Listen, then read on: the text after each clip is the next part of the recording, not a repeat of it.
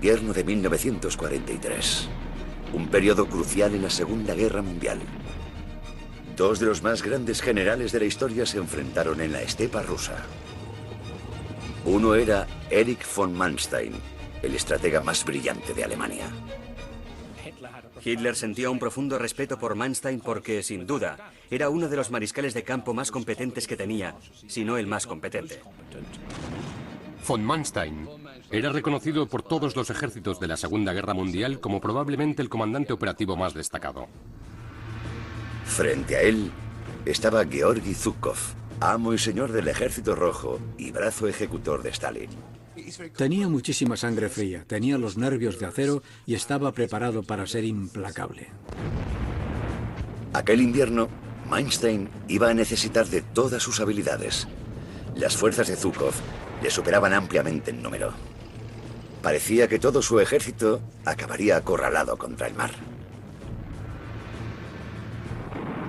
Fue entonces cuando Manstein ideó una nueva forma de guerra defensiva basada en una gran movilidad que alteraría temporalmente el curso de la guerra y se convertiría en una clásica maniobra militar. Y también permitiría que cientos de miles de soldados alemanes completasen una gran evasión.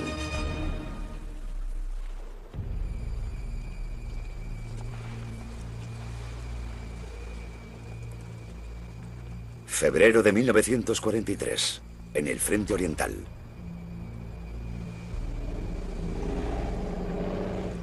El Ejército Rojo perseguía a los alemanes a través del sur de Rusia.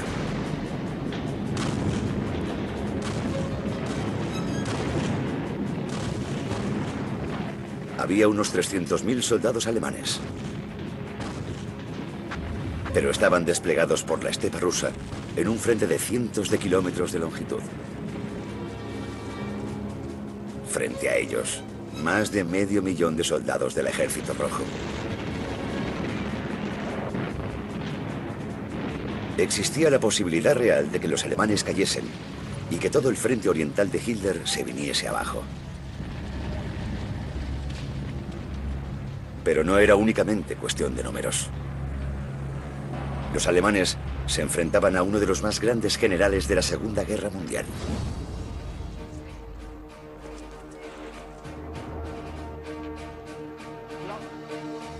Georgi Zhukov era un hombre decidido a restaurar el respeto hacia el Ejército Rojo. Durante buena parte de 1941 y 1942, habían sido aplastados por los Panzers alemanes. Una ciudad tras otra había sucumbido ante las fuerzas de Hitler. El ejército soviético había sido humillado. Pero en Moscú, las cosas habían cambiado. Zhukov se había plantado. Aquí, en otoño de 1941, había congregado a todas sus unidades para impedir la tentativa alemana de capturar la capital.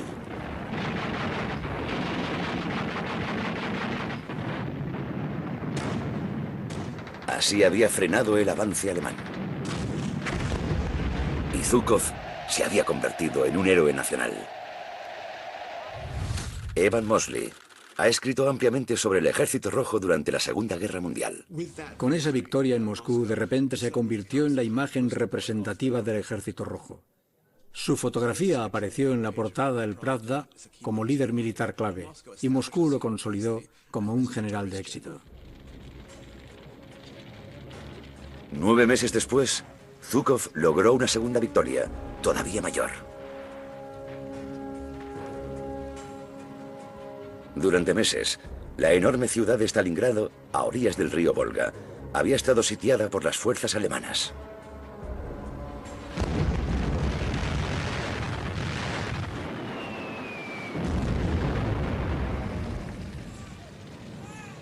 A decenas de miles de civiles soviéticos les esperaba una muerte brutal. Pero entonces, Zhukov recibió la orden de hacerse con el mando. En noviembre de 1942, de forma totalmente secreta, concentró a un enorme ejército. En una brillante maniobra táctica, lanzó una serie de movimientos por los flancos que atravesaron las líneas germanas. Ahora, en lugar de los rusos, eran los alemanes quienes estaban atrapados.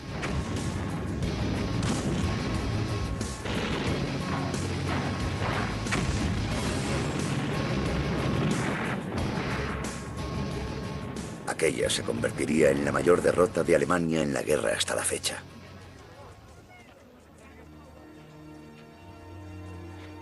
Casi 100.000 soldados alemanes fueron hechos prisioneros. Zhukov se convirtió en el general de mayor confianza de Stalin. Zhukov era el líder real del Ejército Rojo, especialmente a partir de mediados de 1942. Era alguien que Stalin utilizaba y en quien confiaba. Estaba preparado para ser implacable. Ejecutaba a los comandantes de división que se retiraban sin cumplir órdenes, y eso le ganó la aprobación de Stalin.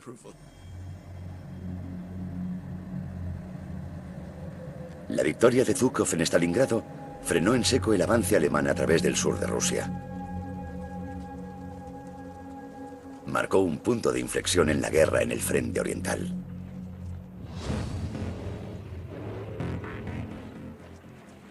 Ahora eran los alemanes quienes huían. El mayor general Mango Melvin es un experto en la guerra táctica y estratégica. El mapa muestra la situación estratégica en el frente oriental. Las fuerzas soviéticas empujaron a los alemanes hasta esta línea del frente.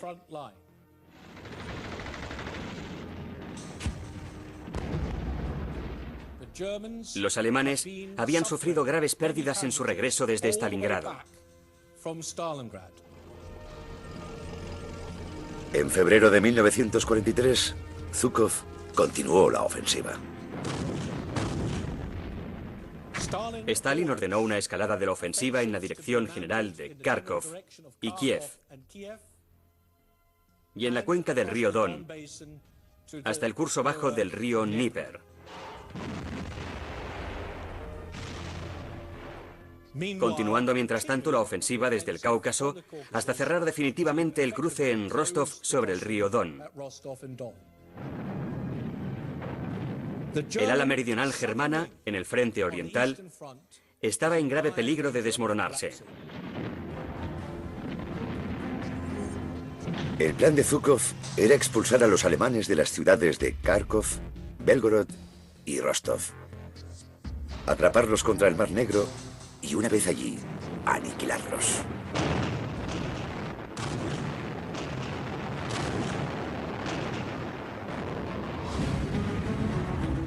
El avance del Ejército Rojo no se apoyaba únicamente en un gran general con un número superior de efectivos. También estaba mejor equipado.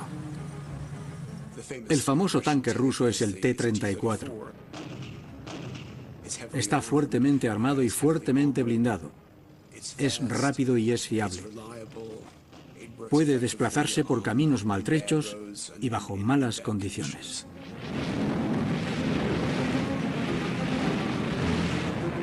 Los rusos también contaban con el terrible lanzacohetes múltiple Katyusha.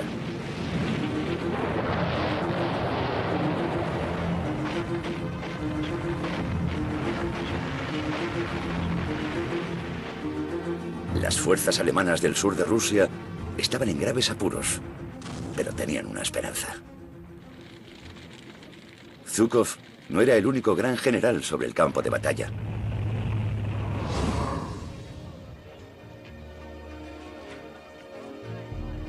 Durante más de 2 años, Erich von Manstein había estado detrás de algunas de las operaciones de mayor éxito de Hitler. Richard Overy es un historiador de la Segunda Guerra Mundial. Manstein era en muchos sentidos el típico oficial pruso, extremadamente meticuloso, eficiente y muy profesional. Tenía el carácter y el espíritu militar profundamente arraigado, con un gran sentido del honor, la tradición y la disciplina. Se tomaba el ejército muy en serio, como parte de su vida.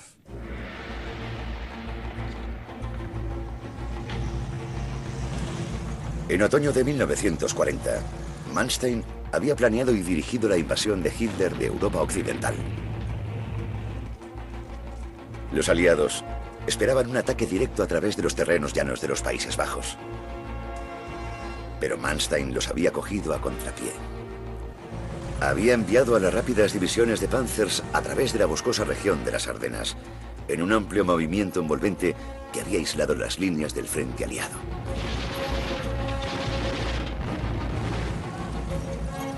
Era lo último que se esperaban los aliados. El plan de Manstein cogió a franceses y a británicos totalmente por sorpresa. Miraron hacia el bosque de las Ardenas y dijeron: nadie se atrevería a pasar por ahí, nos atacarán por los Países Bajos. Eso es lo que esperaban, y Manstein se dio perfectamente cuenta de ello. Francia sucumbió al plan de Manstein en apenas 3 semanas. El éxito de la campaña provocó su ascenso a general.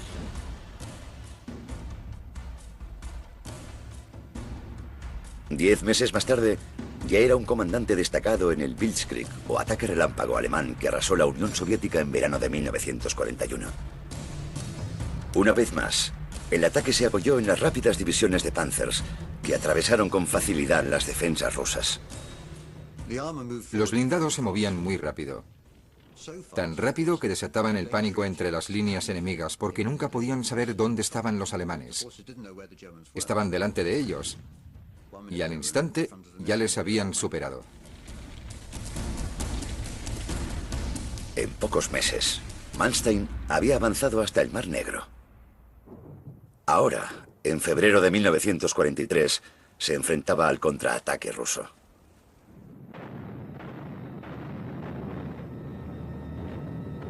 Toda el ala meridional del hasta entonces poderoso ejército alemán en Oriente corría peligro de desintegrarse.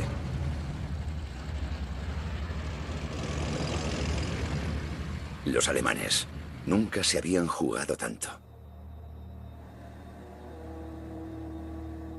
Si Manstein perdía, cientos de miles de soldados alemanes podrían quedar atrapados y morir. Fue entonces cuando ideó una nueva forma de guerra defensiva extraordinariamente eficaz, que no solo cambiaría el curso de la guerra, sino que definiría las estrategias defensivas en los años venideros. De forma inmediata, convirtió lo que podría haber sido una matanza masiva en una gran evasión.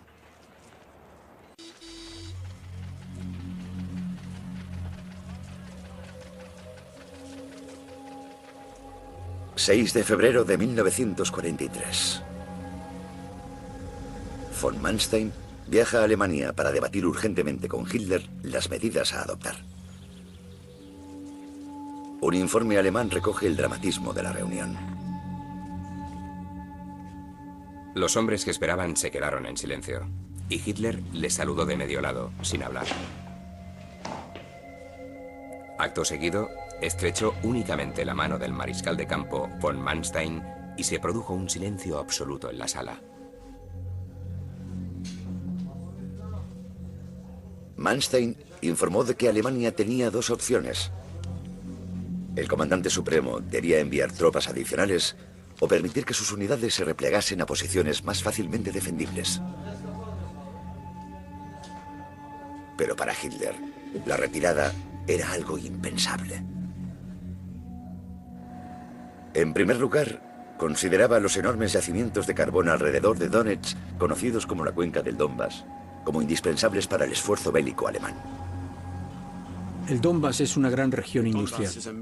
Era importante para los alemanes que querían retenerla para sus propios fines y negarle el acceso a los rusos.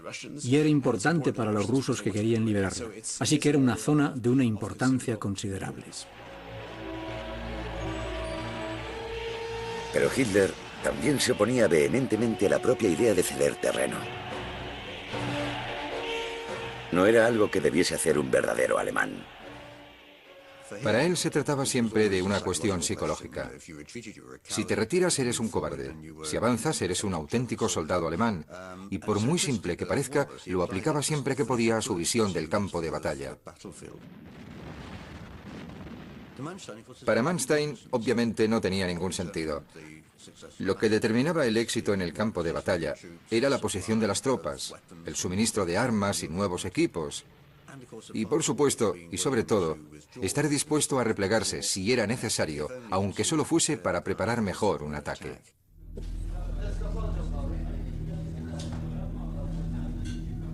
Tras concluir la reunión, Manstein regresó al frente oriental sin la promesa de la llegada de tropas adicionales, ni tampoco un acuerdo para la retirada. Para Manstein fue una época dura.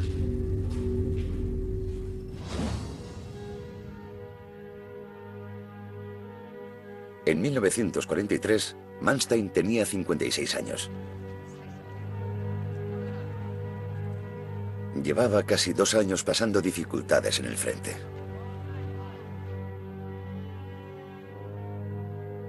3 meses antes, su hijo mayor, Gero, había muerto cerca de Leningrado.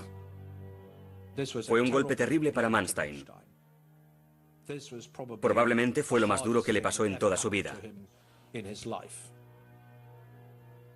La gente que visitaba su cuartel general decía que Manstein estaba envejeciendo a marchas forzadas. El teniente general Simon Mayall ha servido en Irlanda del Norte, los Balcanes y Oriente Medio. Sabe lo que es estar en el frente. Seguro que no estaba durmiendo bien, que no estaba comiendo bien, que estaba cansado y arrastraba una enorme carga psicológica. Tuvo una época muy solitaria, en la que era consciente de que si fracasaba, significaría la destrucción absoluta del ejército alemán en el sur de Rusia. Para complicar todavía más las cosas, Manstein nunca había sido miembro del partido nazi y tenía una relación incómoda con Hitler. Manstein, al igual que muchos otros militares veteranos, mantuvo sus distancias respecto a Hitler y al partido nazi. Se alegraban mucho, por supuesto, de conseguir victorias para Alemania, pero ellos no las consideraban victorias de Hitler. Y creo que eso produjo siempre una cierta tensión. Creo que Hitler sabía que Manstein era un poco escéptico. Manstein dijo a sus amigos que se sentía luchando una guerra en 2 frentes. Uno contra Hitler y otro contra Zhukov. Era un proceso agotador.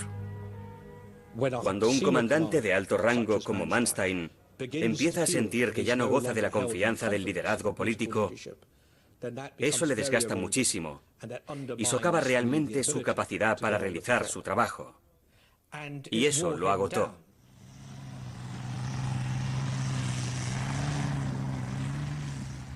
De vuelta en el campo de batalla, Manstein dijo al jefe del Estado Mayor de Hitler: Informe al Führer una vez más de que necesito libertad de maniobra para poder ejercer el mando. Siempre cree que se lo solicito únicamente para poder replegarme más rápido. En realidad, es lo contrario. Y concluyó: si el Führer no confía en mí, debería buscar a otro. Pero su petición de mayor libertad de acción cayó en saco roto.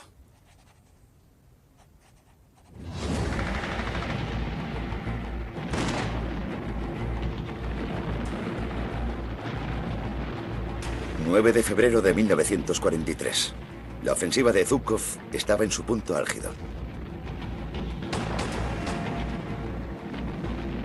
Las fuerzas rusas reconquistaron la ciudad de Belgorod.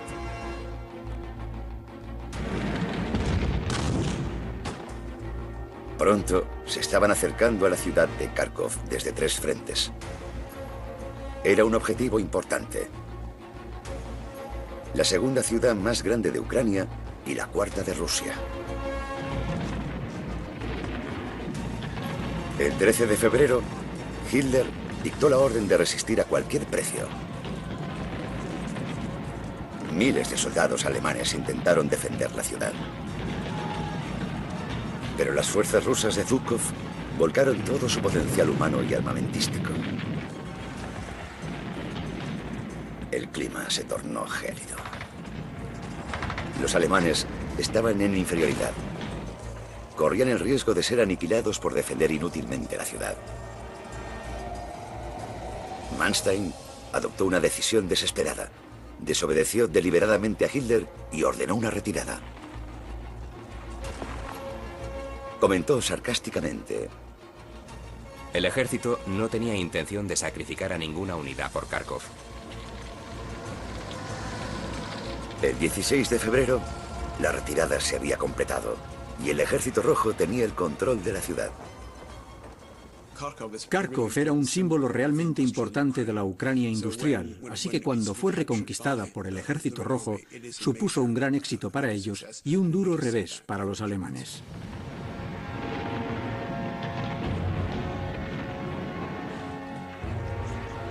Los soldados de Zhukov ya casi podían oler la victoria. Uno de ellos escribió en su diario: estamos cruzando territorio liberado. Zonas que llevaban ocupadas por los alemanes durante más de 2 años. Sus habitantes salen a recibirnos con alegría y nos regalan manzanas, peras, tomates, pepinos, etc.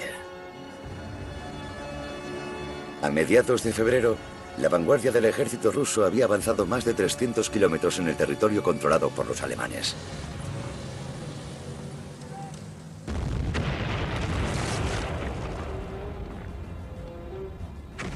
En su retirada, los alemanes hicieron todo cuanto pudieron por contener el avance ruso.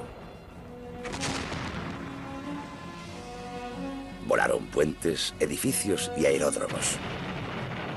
Destrozaron las carreteras y las vías de ferrocarril. Fue una aplicación brutal de la política de tierra quemada. Pero irónicamente, aquello expolió a los rusos a realizar todavía mayores esfuerzos.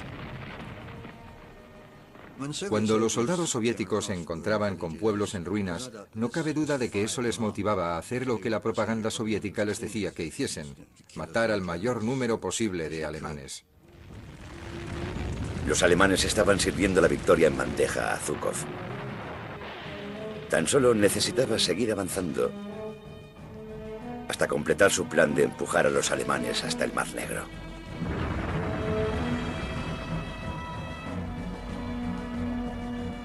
Von Manstein iba a necesitar de toda su brillantez para salvar la situación.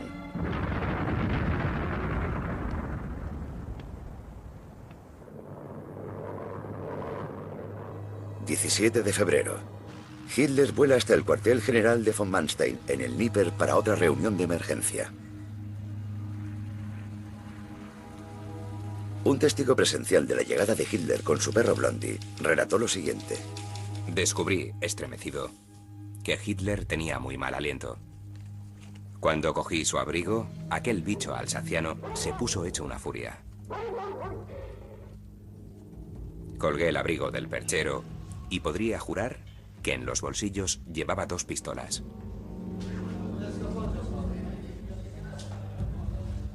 Hitler y Manstein discutieron durante 3 días. Hitler exigía el final inmediato del repliegue y la reconquista de Kharkov. Pero Manstein, convencido de que los alemanes no contaban con tropas ni armas suficientes, sugirió una alternativa. El único problema, que contradecía directamente los deseos de Hitler.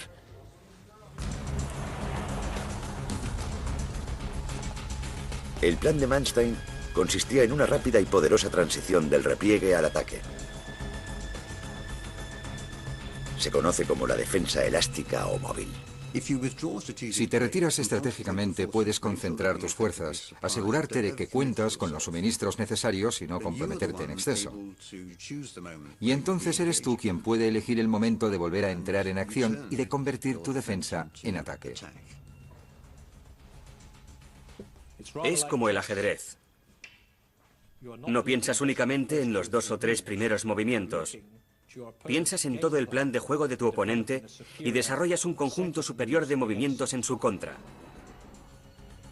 En ciertos momentos puede parecer que estás perdiendo, que estás retrocediendo.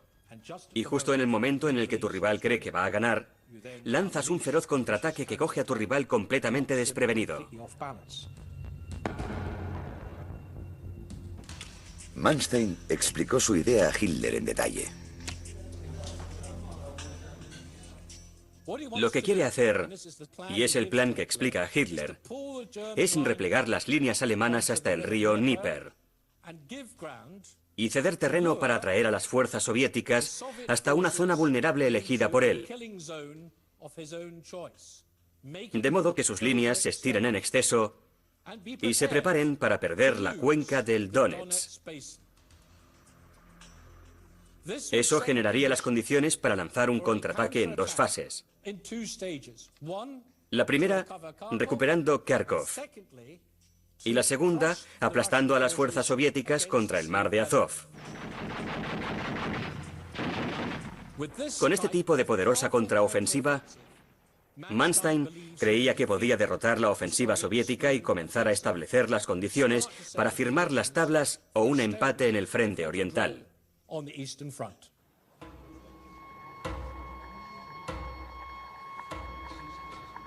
Pero Hitler odiaba toda la idea. Todavía no había entendido el concepto de retirada estratégica. Hitler no comprendía cómo se debe actuar en un campo de batalla. No comprendía cómo se ganan realmente las batallas.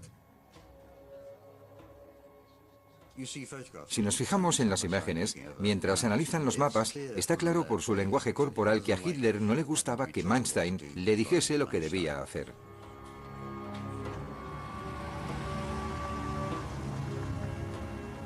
Tres días después, Hitler regresaba a Alemania sin dejar claro si aceptaba la táctica de Manstein o no.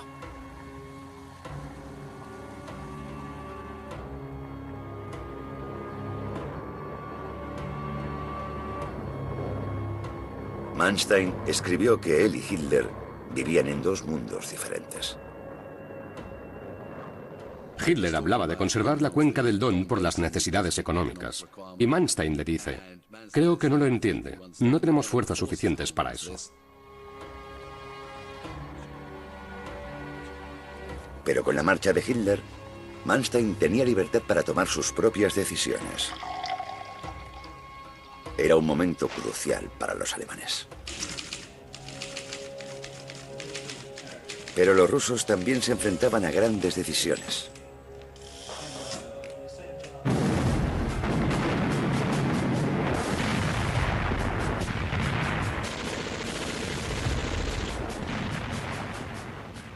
A medida que el Ejército Rojo se acercaba al río Dnieper, sus líneas de suministro comenzaron a agotarse.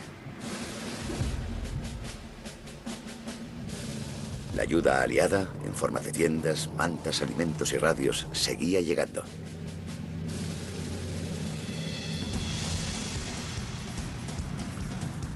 Pero el comandante ruso, Georgi Zhukov, se enfrentaba a un dilema. ¿Hasta dónde y a qué ritmo podía avanzar sin estirar sus líneas en exceso, haciéndolas vulnerables a un posible contraataque?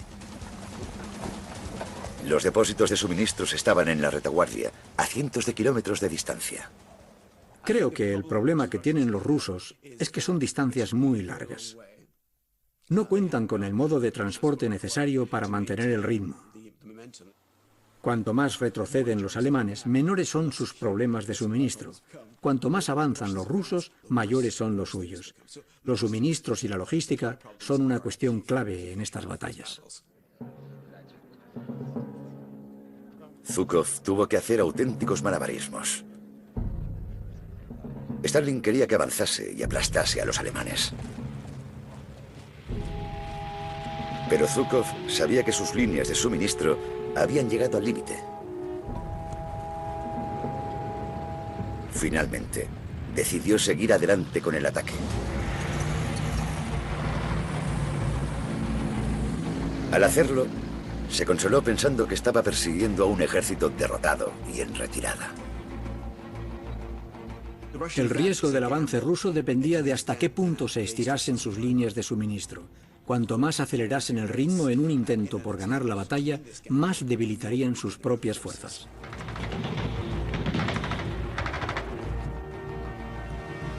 Mientras Zhukov analizaba la situación, una duda dominaba sus pensamientos. ¿Corría el riesgo de malgastar su oportunidad?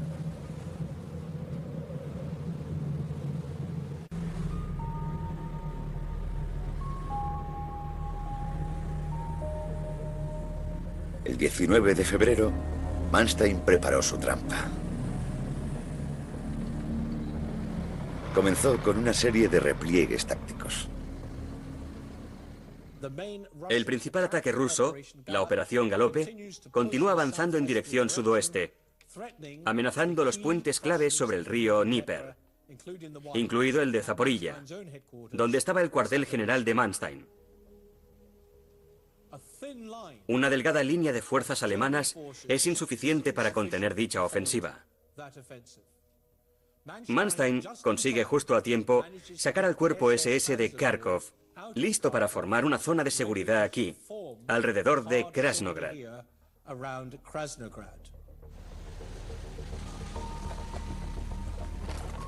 Esa era la primera fase de la trampa de Manstein. Concentraría parte de sus fuerzas en el flanco norte de Zhukov. Su misión sería ralentizar el avance ruso. Mientras tanto, las últimas fuerzas alemanas llegan desde el Cáucaso, y Manstein consigue reunir su principal fuerza de ataque aquí, al sur de la principal ofensiva rusa. Su misión sería perforar y destruir la principal línea de ataque de Zhukov. La maniobra fue una extraordinaria proeza logística. Trasladar a un ejército que englobaba a cientos de miles de personas, a miles de tanques, a miles de vehículos no blindados y cantidades enormes de provisiones, en mitad del absolutamente salvaje invierno ruso, es una hazaña digna de un genio de la logística.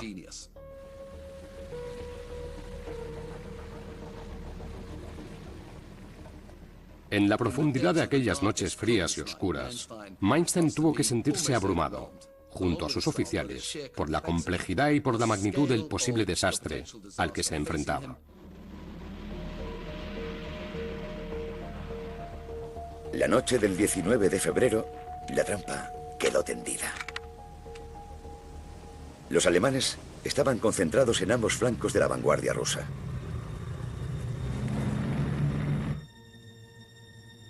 Tanto Zhukov como Manstein se estaban embarcando en una de las apuestas más grandes de sus vidas.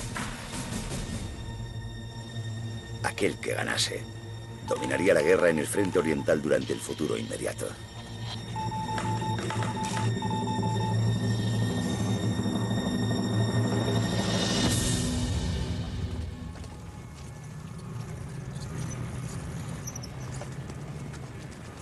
El 20 de febrero de 1943, Manstein accionó la trampa y pasó de la defensa al ataque.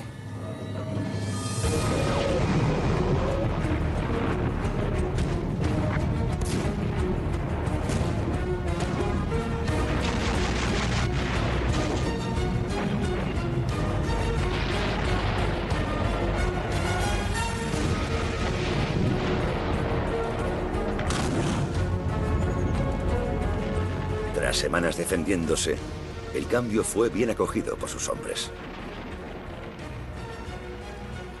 La primera fuerza se desplazó desde Krasnograd para atacar el flanco norte de los rusos. Eso implica un ataque menor en esta dirección, para ralentizar la principal ofensiva soviética, mientras que la mayor parte de su ejército ataca en dirección norte, para derrotar a estas fuerzas soviéticas.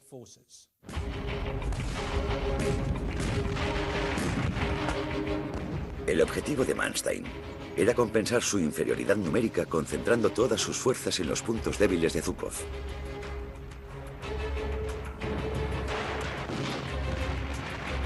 Sabía que las divisiones de élite del Ejército Rojo ocupaban la vanguardia del frente. Más atrás venían los soldados menos experimentados.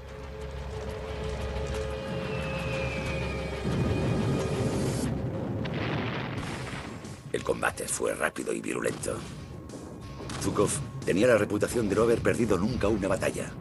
Fue una batalla dura porque por entonces el Ejército Rojo tenía la moral por las nubes. Pero el ataque cogió a los rusos por sorpresa. Con sus unidades más experimentadas en la primera línea de frente, no tenían cómo responder. Es difícil para los rusos. Deben cambiar su idea preconcebida sobre si el ejército alemán está acabado o no. Y la respuesta parece ser que no, que los alemanes son más resistentes de lo que ellos se esperaban. Los alemanes también contaban con el nuevo tanque Tiger.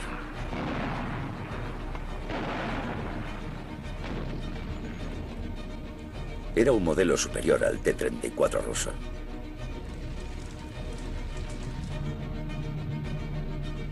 Los bombarderos alemanes provocaron terribles daños en las líneas rusas.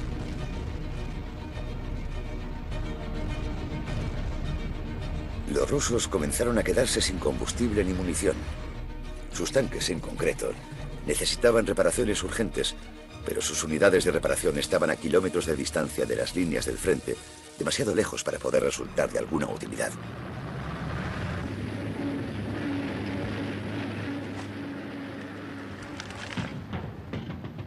Desesperadas, las unidades de Zhukov se abalanzaron hacia adelante, a pesar de que eso las alejaba todavía más de los suministros. Creo que uno de los errores de los rusos fue que no esperaban que los alemanes serían capaces de reagruparse de una forma tan eficaz.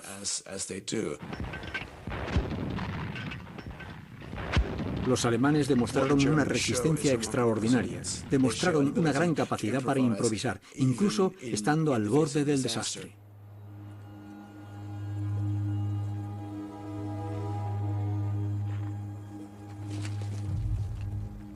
La noche del 4 de marzo, los agotados cuerpos del ejército ruso se desintegraron. Los alemanes acorralaron e hicieron prisioneras a unidades enteras.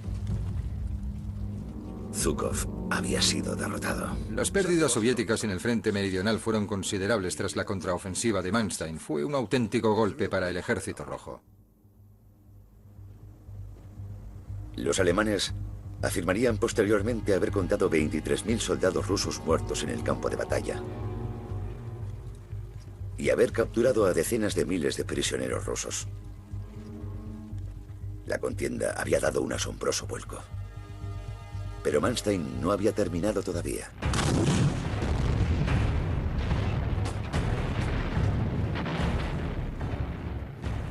Con las tropas de Zhukov exhaustas y en retirada, Manstein sacó partido de su ventaja. Sus fuerzas regresaron a Kharkov. El 10 de marzo, los alemanes estaban a las afueras del norte de la ciudad. Durante 3 días, se produjeron violentos combates casa por casa. Los aviones y los tanques alemanes avanzaron intentando reavivar la tradición del Blitzkrieg o ataque relámpago de inicios de la guerra. La aviación alemana bombardeó las posiciones rusas en Kharkov, destruyendo lo poco que quedaba de una ciudad ya en ruinas.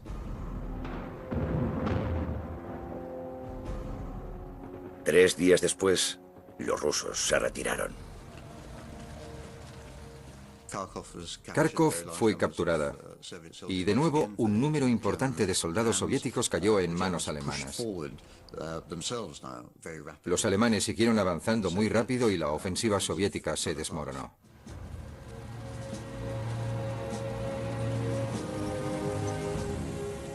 Tres días después, las fuerzas de Manstein reconquistaban Belgorod.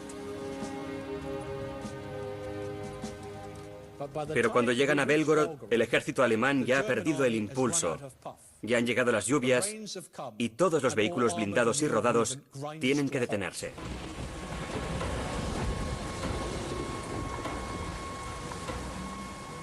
Con el deshielo de la primavera, los movimientos militares se volvieron imposibles.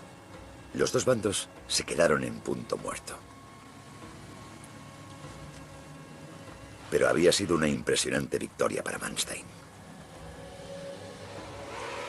Un hombre conocido por su dominio del ataque relámpago había creado una nueva forma de defensa con gran movilidad.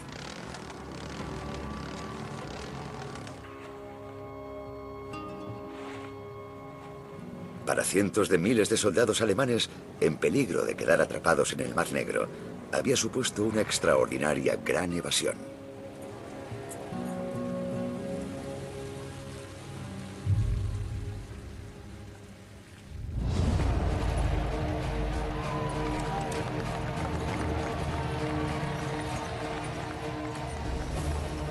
Durante el verano de 1943, a medida que el ejército rojo crecía en efectivos y en organización, las fuerzas de Hitler volvieron a verse contra las cuerdas en numerosas ocasiones.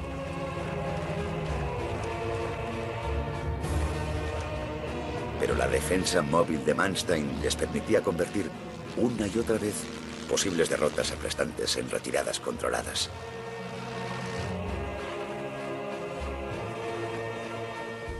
En todas ellas, Manstein compensaba su inferioridad de efectivos con velocidad y agilidad.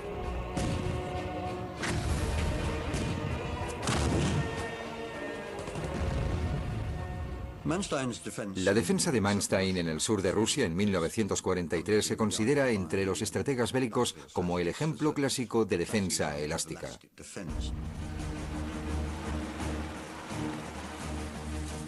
Seis meses más tarde, la estrategia defensiva de Manstein permitiría a más de 500.000 de soldados alemanes replegarse y cruzar a salvo el río Dnieper.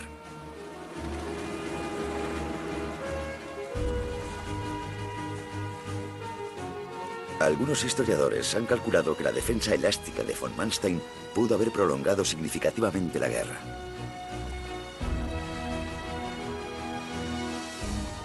La capacidad de Manstein para dirigir una enorme batalla de maniobras y contramaniobras retrasó el final de la guerra, según mis cálculos, como mínimo entre 3 y 6 meses, tal vez un año.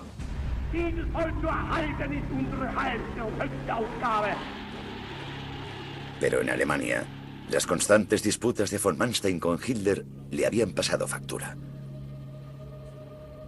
Su disposición a ceder territorio contradecía todos los instintos de Hitler. Seguía habiendo una relación incómoda entre él y Hitler. Creo que Hitler siempre se dio cuenta de que Manstein entendía y podía gestionar el campo de batalla de una forma mucho más eficaz que él. En marzo de 1944, Hitler relevó finalmente a von Manstein de su puesto. La táctica de Hitler cuando quería deshacerse de un general era sugerir que ese general estaba enfermo o que le vendría bien algún tipo de descanso. Y eso fue lo que hizo con Manstein. Finalmente, a principios del verano de 1944, Hitler le dejó al margen y Manstein terminó la guerra en activo. Uno de los generales con mayor talento de Alemania asistió a los últimos meses de la guerra desde su hogar.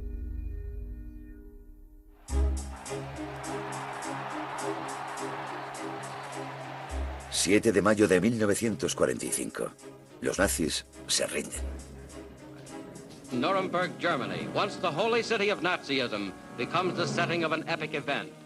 Here, under the vigilant eyes of Allied military police, the 20 most important surviving members of the Hitler gang go on trial. Uno de los hombres que se enfrentaba al juicio era Erich von Manstein.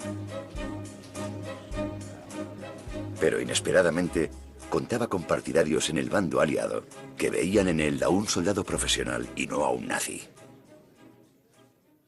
Sorprendentemente, le defiende un miembro laborista del Parlamento, George Paget, que se manifiesta firmemente en su favor. Muchos de los subordinados de Manstein también declaran a favor de su defensa. Y hasta Winston Churchill contribuye a un fondo para financiar la defensa de Manstein. Manstein es juzgado por 17 cargos, queda absuelto de 8 de ellos y es condenado por los 9 restantes. Manstein fue condenado a 18 años de prisión, que posteriormente se reducirían a 12.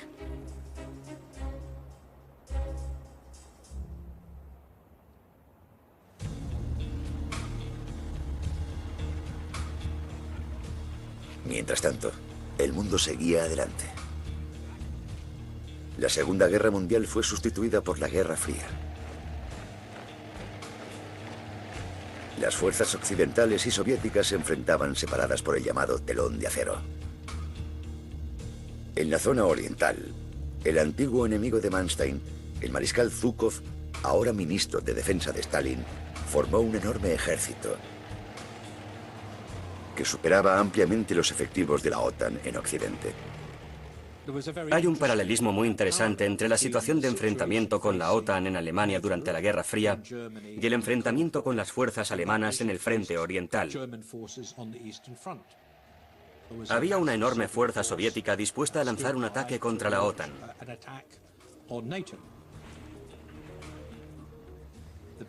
Y la mejor forma de afrontar ese ataque era desarrollar alguna forma de defensa móvil. Fue entonces cuando los líderes occidentales recurrieron al experto obvio, Erich von Manstein. Tras cumplir solo 4 de los 12 años de su condena, quedó en libertad.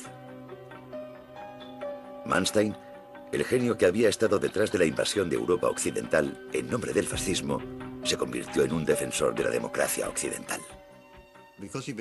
Dado que había sido capaz de distanciarse de los aspectos más desagradables del Tercer Reich, y dado que estaba claro que había desempeñado un papel importante en los éxitos operativos de las Fuerzas Armadas alemanas, Occidente estaba muy interesado en lo que podía ofrecer.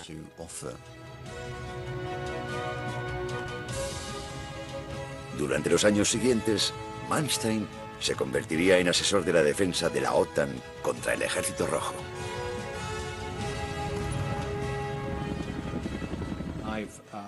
He descubierto numerosas pruebas de simulacros de guerra y otros materiales que demuestran que la OTAN había examinado cuidadosamente lo que había hecho Manstein, especialmente en el contraataque de Kharkov en 1943, como un modelo para ese tipo de contraofensivas.